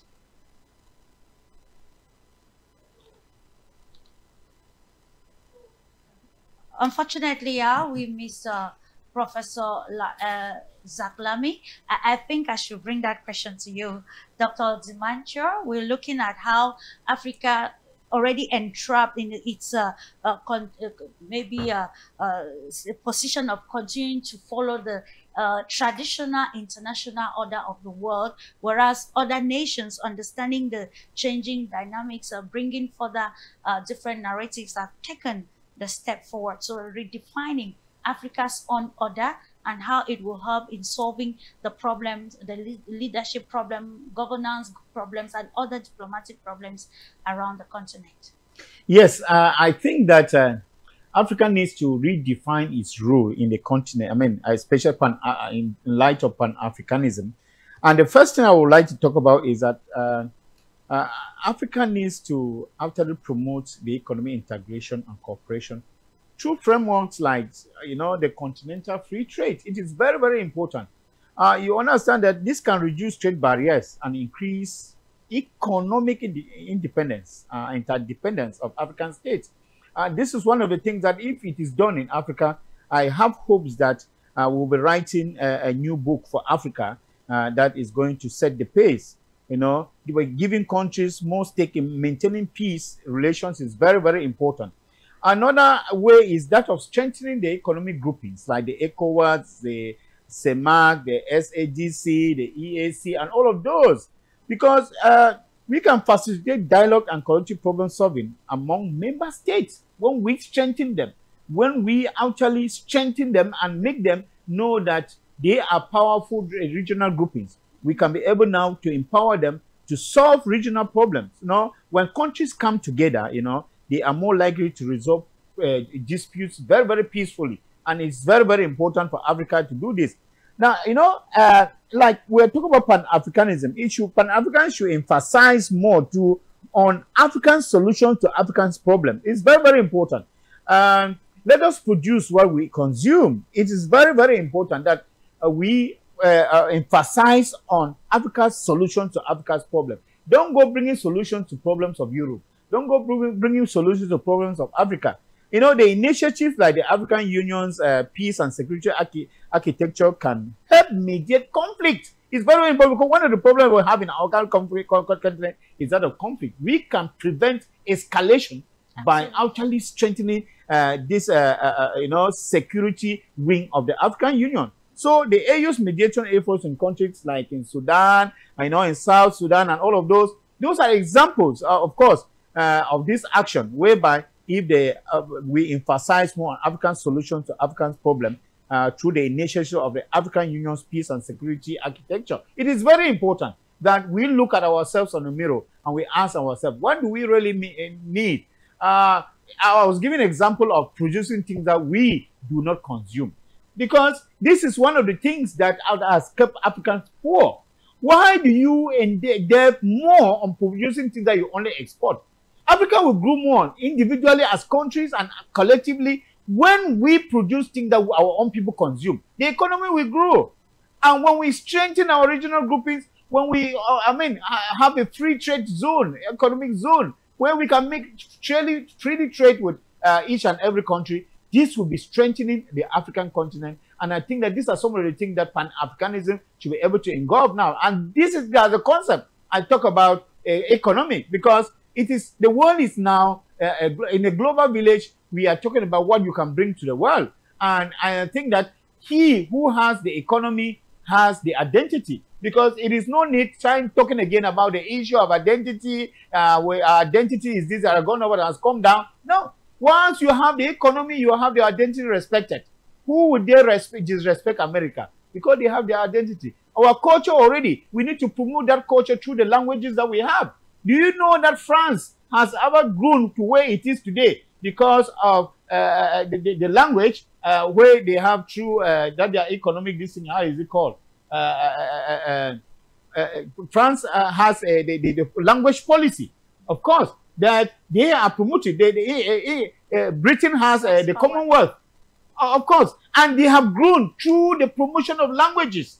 If we tell those who want to do business with us in Africa, we'll tell them that we promote our languages, and if they are coming to Africa to do business, either they employ interpreters or they learn our languages. This will be promoting the languages that we have. It is very important. We neglect some of these things, but these are very, very important things A language is an industry that we need to be. We need to monetize it. We need to monetize our culture as a whole. These are some of the things that we're looking at. Because when we keep talking about how black is beautiful, how does that put food on the table? We have to shift from all those things. We have already gained independence. We have self-rule now. At least they have recognized that we are a people. They have recognized that we are black people. They have recognized that we are colored people and all of those. Now we have to shift. We have to move with the moving trends. And now the moving trend of the world today is the West brought capitalism. We will remain in our own communitarism. No, we have to be sure that we have something also to put at a higher level whereby they look at us and respect us. Given to the fact that most of the things that we have are the mineral resources that the world is in need of is from Africa. Don't you think that we can call the shots? We can call the shots. And this is what the Pan-Africanism should be all about. It's not going around creating empty offices and telling people how you celebrate the African culture. And you even know that even those who celebrate the African culture, they do not live in the African continent. Most of them live in Europe or America. And they only come to Africa once in a while to celebrate that culture. What is the celebration of culture for? You know, we need to make this culture be something that is economically yielding. We need to monetize it and make sure that we are at the same level. We can be able, you know, to compete at the global stage. That is it about Pan-Africanism. Absolutely. It's about Africa having its own intentional soft power tool that will help to solve the problems faced by the continent and give its resounding voice at the international level in terms of diplomatic discussions, political discussions. And what of you? I'm coming back to you, Professor Laida, before we round off. Let's look at how the principle or the precepts of Pan-Africanism can be enshrined in a new defined practical foreign policy stance that will help propel Africa and define its own order in this world of shifting alliances or new dynamics. Well, let's just say something to my former, the panel just who spoke. I think African deserve deeds, not words. It is not a question of wording and speeches and so forth. That's to make it clear. I think what we need, we have to be realistic in when we talk, and of course we have to be also to be in line with the reality of today. As I said to you, the political essence of Pan-Africanism in 2025, it's people's movement, and of course we also of countries of people in the African to share an identity through solidarity, through dignity, through self-determination, because political I would say Pan-Africanism today is to maintain a collective dignity, and in order to survive the surviving in uncertain world. We live in uncertain world, fragmentation, and the advent of President Trump is removing all this concept of values of solidarity, of independence. He's opposed to all these forms of gathering within the blocks in the world. And as we have seen about a few days ago, when he tried to interfere in Nigerian business. Can you imagine that? If Africa is not strong enough, if Africa is not standing in one party, one community, one continent, I am sure we will end up before the colonization. I mean, before the colonization, and the fragmentation will be at our doors, and that's why it is so important that instead of just making speeches and this and that, we should work together for how to consolidate. Each country is called to consolidate its own independence, economic, social, political independence. I saw the other day that some countries have brokered a deal with USA accept the deportation of African illegal immigrants to their country. Is this what Africa deserves after so many years of fight and the revolution? I think we deserve to be really consistent, and we have the competency, we have the leadership. All what we need is solidarity, dignity, and self-determination. Thank you very much. Thank you so much, Professor Laid. Of course, it's all about the operational phase of Pan-Africanism and how it solves the African problems of the 21st century. 1 minute to conclude, of course, with you, Dr. Laka Nyakuki. What do we think is practical as we continue to, send voices or messages to the stakeholders, be it at the political level, to ensure that we operationalize the Pan-African ideology in solving the continental problems? To go quick, first, I said it 2 times, we need to reclaim the spirit of the All Africa People's Conferences, number 1. Number 2, the People's Power Movement need to be strong. According to the Pan-African vision, it is only when people are awakened and then people are in the streets and people are lobbying the leaders that we can make them do what we want. And then also, like Dr. Laid said, there are some issues around which people should agree. For instance, if Donald Trump wants to deport some immigrants to an African country, the African Union should say, you know what, on this, each country can have its sovereignty, but on this, we need to agree that we're not going to accept any deportees, for instance. And of course, many other elements. And then this has to be also done within the Sahel states. Don't see them coordinating a foreign policy together, even though they seem to have some kind of cooperation. So thanks. Thank you very much. I love the panel. I love the discussion, and I appreciate everyone. Thank you so much, Gladys. Also for your insight, Dr. Nyaka, in the same perspective with you to conclude, Najed Zamori. And let's look at how, the renaissance of the mind can help us really operationalize the concept of Pan-Africanism and help solve internal problems. Yeah, at the end, through coordinated diplomatic efforts, regional organizations can mediate disputes, promote collective decision-making, and ensure that disagreements are managed within the continent rather than relying on external actors. Diplomacy enables African countries to speak with a united voice, with one voice, on global issues from trade and security to climate change, enhancing the continent's influence and credibility.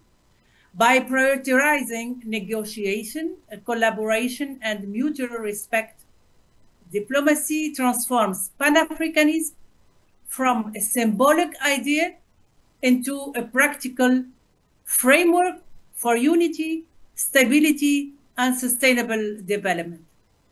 Am I dreaming? Perhaps, but all great projects started with dreams. And thank you. A dreamer that will materialize, as we know, when the vibrant young population of Africa becomes more and more abreast with the realities of the continent. It becomes even more practical for us to be intentional in helping to solve African problems with African solutions. With you, take-home package, ultimately, given that sometimes the concept of Pan-Africanism is hijacked by personal interest or even some as far as maybe losing political power and others.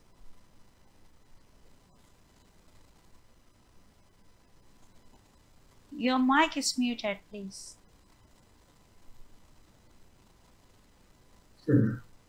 Yes, Pan-Africanism is important in that it takes into account the entire African diaspora as well as those who are on the continent. Many of us didn't have a say on when we left Africa or why we left Africa, whether it was through slavery or voyages long time before Europeans understood and started recording their movements around the earth. Africans were already mobile and actually ventured to every part of the world, and that's anthropological history, and we need to reassess those things. But I am as African as any African on the continent. And I think that we need to get away from the separation of Africans who are not part of the continent versus those who are on the continent. And we need to recognize that Pan-Africanism inculcates that fact and that understanding. So Africans on the continent take very possessively their idea of things like resources and trade and those kinds of issues, and they're not yours. The oil that is in Nigeria is not the property of the Nigerians.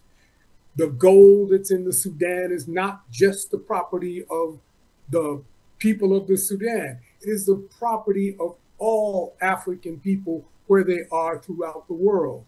And until and unless we get back to a Pan-Africanism that encompasses basic ideas and then uses those same ideas to reinforce what our needs are, we're going to selfishly indulge in these kinds of debates. Get rid of the borders, let the youth and the ideas of the youth come to life, that Africa needs to be one, and we will solve these problems much quicker, and there'll be less conflict on that road and on the way to doing that.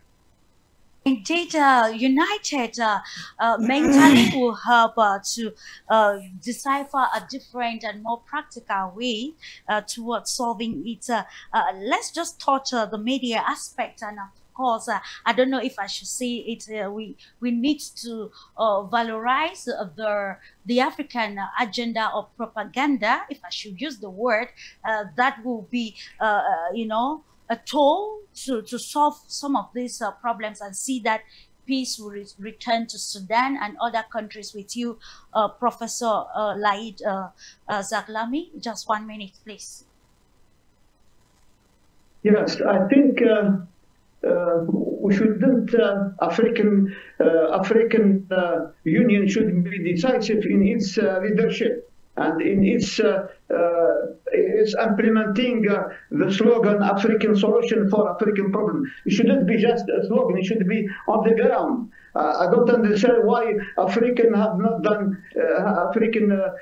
Union has not done enough to stop the war in Sudan, in Libya, in Western Sahara. So I have to put the blame on the lack of strong leadership within the African Union. What the all African Union envoy have done to solve these problems? Why do they let the problem out of hands and give opportunity to foreign countries, to USA, to Turkey and other, to United Arab Emirates and so forth, to intervene? This should be okay. I'm not against any kind of partnership, but as long as it remains within this term of mutual cooperation and mutual interest. But when it comes to exploiting once more the natural resources of this country, that became a danger for Africa. I think to sum up, African Union and through African Union, African leader, African expert, African civil society should act, should be aware of the future, because we live in uncertainty, in the uncertain world, and we have to be united behind one unique approach, which is dictated by the leader, I would say the African Union leadership in Addis Ababa. Okay. giving a new face to the institutional blog. We're going to round off with you, Dr. Michael Dimancho, very importantly with the way towards seeing that the analysis, the discourse, maybe the exchanges come a long way to help African leadership in decision making, prioritizing internally before taking it externally. Yeah, I think that one of the things that we should look at the African Union. I see that the African Union is being sponsored by an invisible hand. Because one of the things is, as I said, you cannot claim to have real power if you do not have the economy, especially the economic power. Because the African Union, even its headquarters, I understand, partly built by China. And you find that the African Union is barely surviving. It doesn't have a reinforcing power because the financing is not there. So I think the African Union to be strong and also to deter this manipulation from the other continents or other countries in Europe or America. I think one of the things they should do, the African Union should empower itself and to make sure that in issues of conflict resolution, they are up to date, that they are able to sponsor, and that they do not depend on Europe, on sponsorship from abroad. Because what I really understand is that the African Union cannot talk with a strong voice because it is lagging behind. It is lacking in a lot of issues. And there is no financial participation coming from the individual countries. You see, the African Union has become, like the Europa, the Champions League that is stronger than the Europa. Of course, you find regional championship that are stronger than the continental, which is not good. It is not good from the African Union, where you find countries perhaps that are even stronger than the whole African Union itself, and the African Union cannot intervene in certain issues in these countries. It is very important because if the African Union had its say, a country like NATO as an organization and other France and America, assisted by America, will not come and bombard Libya. They will not threaten other countries under the watchful eyes of the African Union. I think this is an issue. And many people keep blaming them, but I understand their problem. The problem is that they are lacking in financing. Look at even the conflict that we have all around. African Union is not able to keep peace around the places because they cannot sponsor. So it is very important. Meanwhile, we blame one or two, whoever, for the deficiencies that we have had in all of these. I think that we should be able to address it. We should address this issue. We also have the African intelligentsia. What are they doing? Many of them, there's brain drain. Many of them are in Europe, America, and they keep on blaming Africa. And we ask ourselves, because Africans are performing very well in Europe, America. But when it comes to African issues, they are so lukewarm about them. How can we start giving back to this African continent?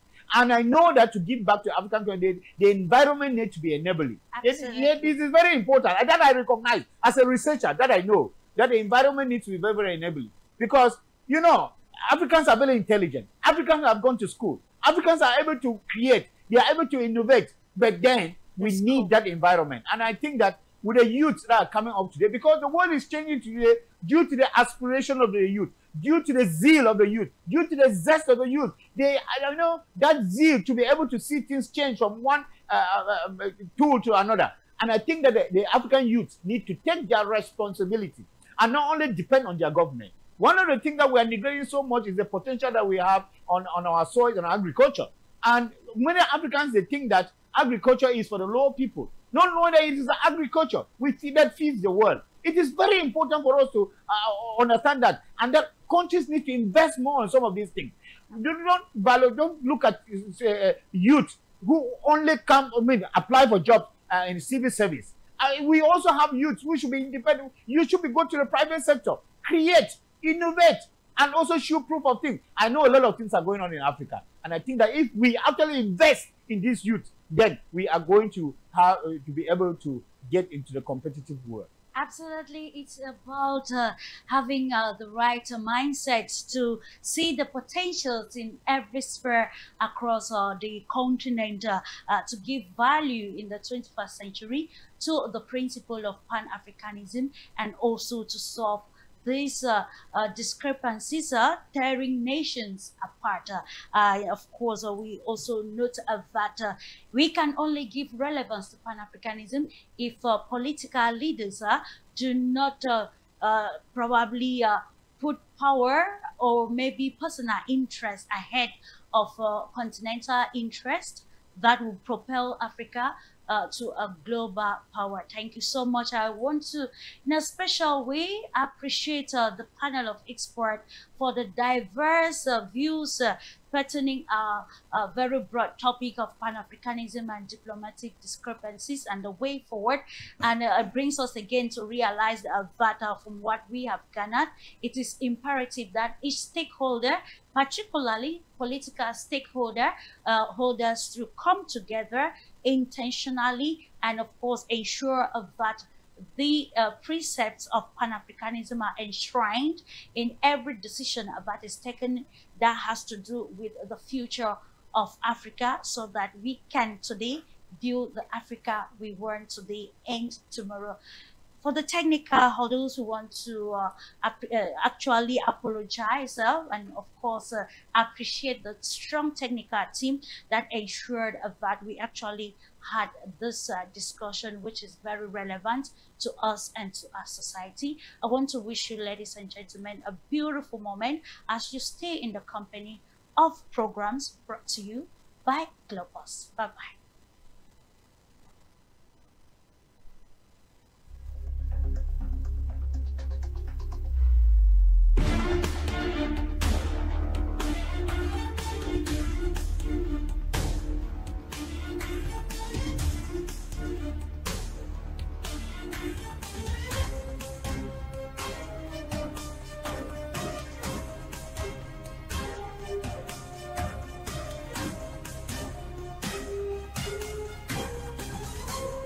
This program was brought to you by Globus.